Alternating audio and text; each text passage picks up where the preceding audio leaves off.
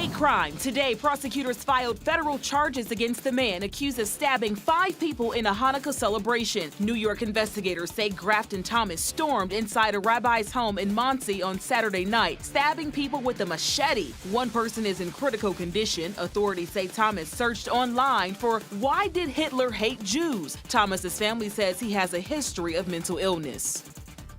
Will he be removed? Impeachment hearings have begun in the investigation of South Fulton Mayor Bill Edwards. Authorities say this all stems from his handling of a high-profile development deal. Earlier this month, City Council voted to investigate Edwards and Councilwoman Helen Willis. They are being questioned for diverting a high-profile company from working within city limits. The decision allegedly caused the city of South Fulton to lose nearly $7 million in taxes.